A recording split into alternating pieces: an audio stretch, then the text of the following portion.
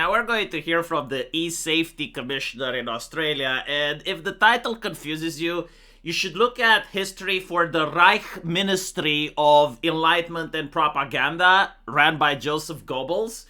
And pretty much what Goebbels was trying to do in Germany and keep the Germans safe against indecency and other things, right? It's kind of like what this e-commissioner is trying to do. She's making around $500,000 per year from the taxpayer money in order to censor the internet. And not just the Australian internet. No.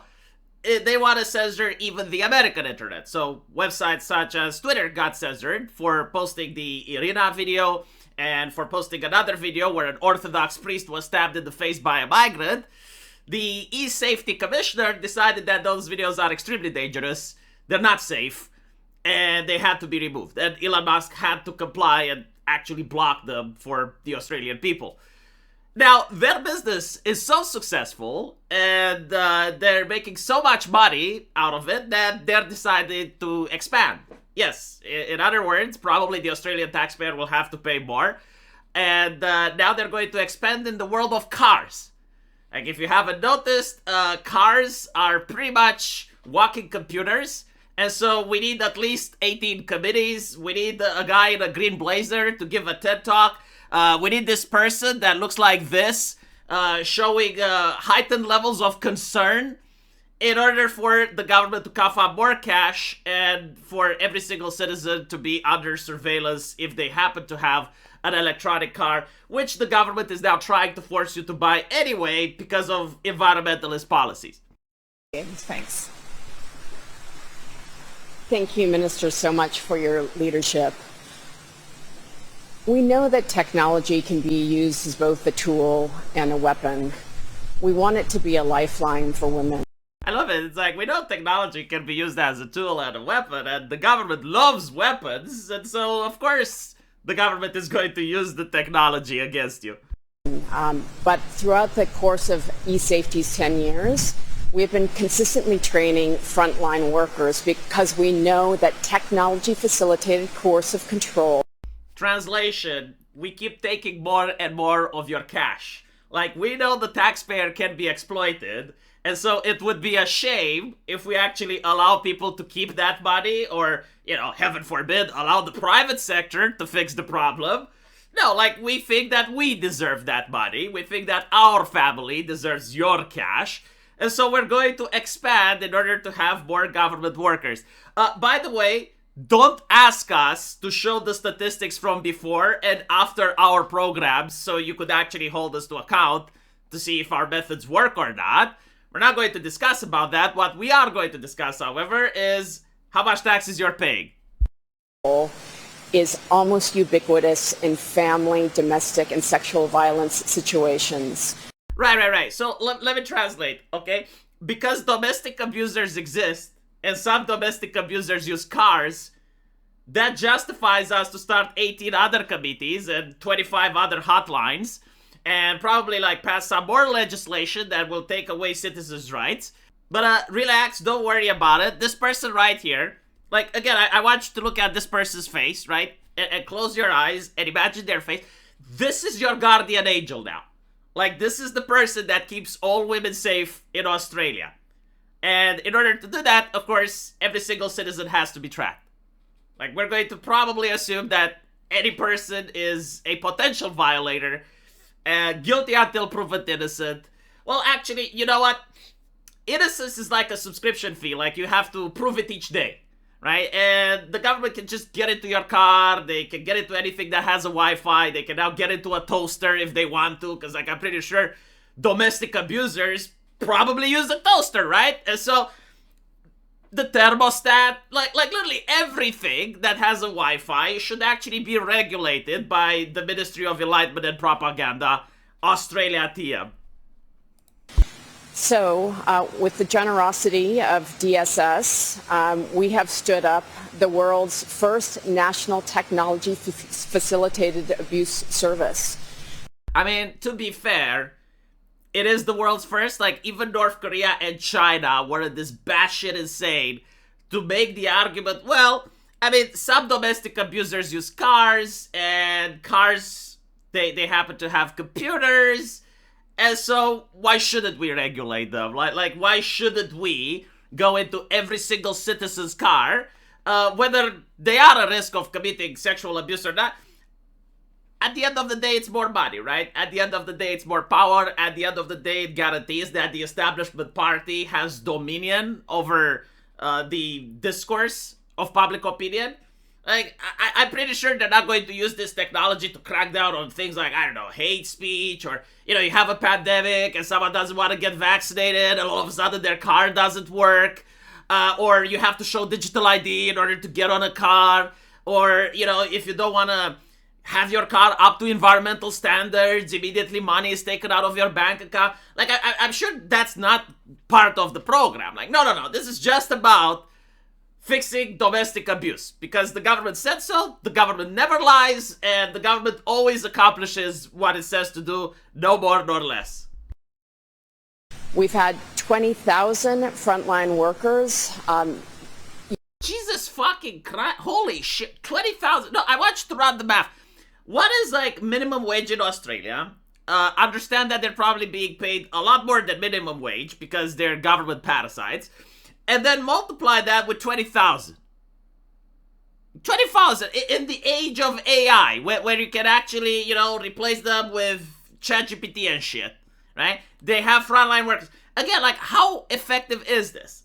Like, if we are to compare with the rate for domestic abuse in 2025 with, I don't know, the rate of domestic abuse in 2020, before they had 20,000 online workers.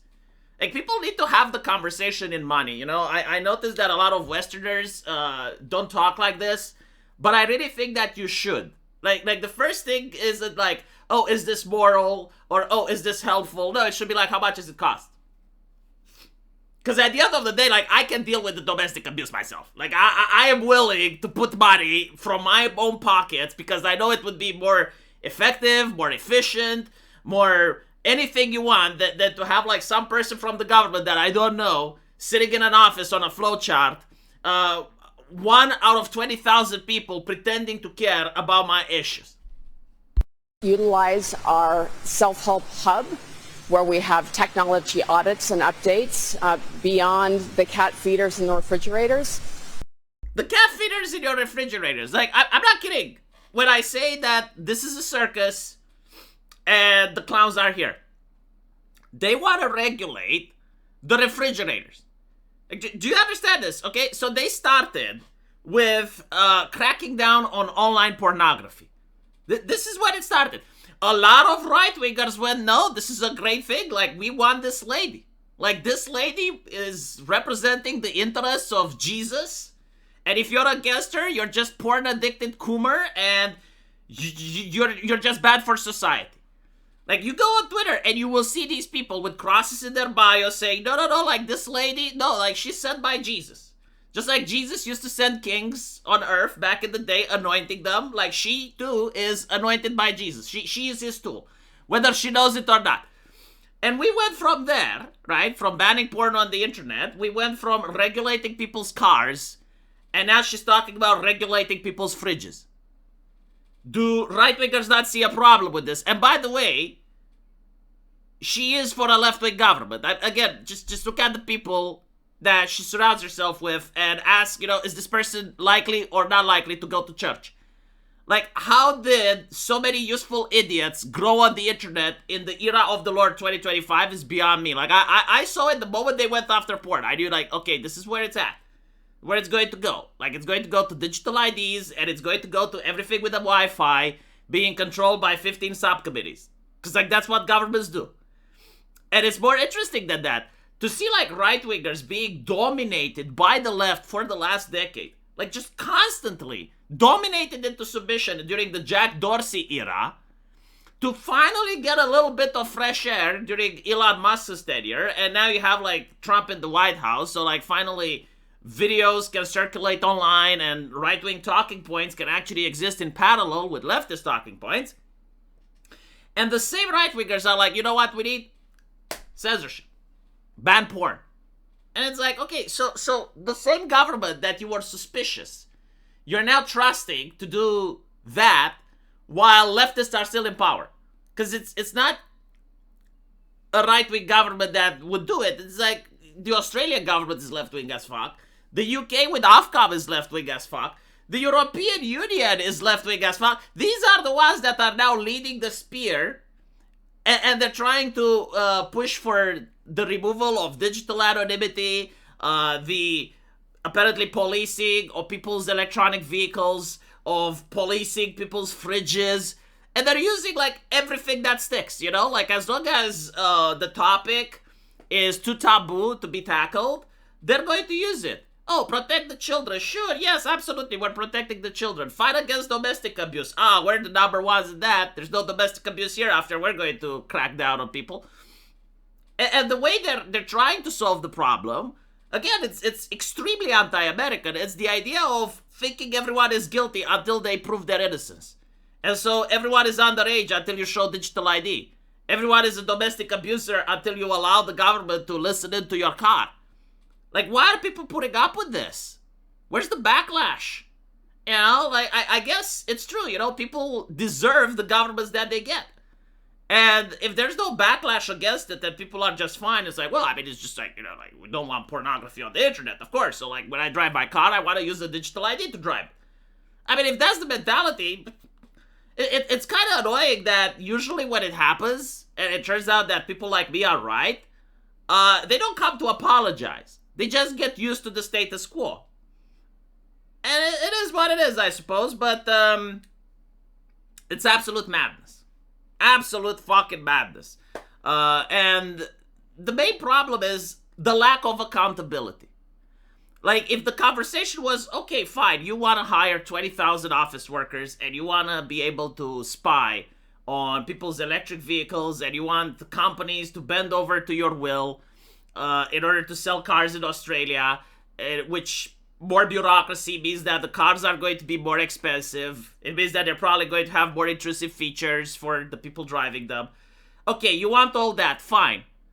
What is the accountability? Like, what if you do all of this, it costs a lot of money, and you fail? What is the punishment for that? No one has that in the conversation. Did you notice that? No one speaks about accountability anymore. Like, if you're a company and you hire a subcontractor and they do an awful job, well, you at least get them fired, right? Or if they did a bad job and it was more than incompetence, you can even sue them. But these politicians, these people from committees, unelected bureaucrats, when they fail, there's no punishment. There's no accountability. But at the same time, they're pushing morality onto people. And this is the problem, you know, listening to people's morals that have no accountability. Because they can say whatever they want. Anyway, very concerning what's happening in Australia. But it does seem to be the case, right? Like, the governments want to phase out the old cars, like the ones that our parents drove. Like, they're not good enough, they're polluting. And the new cars that are coming in, they have internet connection and they're walking computers. And so, if they're walking computers, they should be regulated. And if they're regulated, that means that, well, the government can now step in. And what does that mean? Well, there is no constitution that would prevent the government from doing anything. Like, right now, it's baby steps. You know, we're going to talk with the companies so that they have safety features, blah, blah, blah. But look at the e-safety commissioner, right? Like, look at how it started. And it's a freshly new institution. Like, it's not an old institution. Look at how it started, and look at the prerogatives it has now. And imagine how it's going to look like 10 years in the future if the mission creep continues. Like, there was that joke with the guy in a car where he basically does the hate speech and the car stops, and it's like, we're sorry, your subscription to your auto vehicle has been permanently canceled. You've used a naughty word. What is to stop the government from actually doing that? Like at this point, it seems that if safety and reducing harm is the standard and it's the value of our society, so it's not liberty, it's not even freedom, it's not equality anymore, it's not fraternity, like it's none of these things, right? It's not even God, it's just like, no, it's something completely different that never existed in human history. It's vibes. It's like literally vibes. It's harmful things, safety, like what you're doing doesn't feel safe. And if we're going to run nations based on vibes, you're going to have like some of the most intense tyrants that history has ever seen. And it's going to be done out of compassion and empathy, and again, to keep you safe. Let me know what you guys think, though, and as usual, I will see you in the comment section. Take care.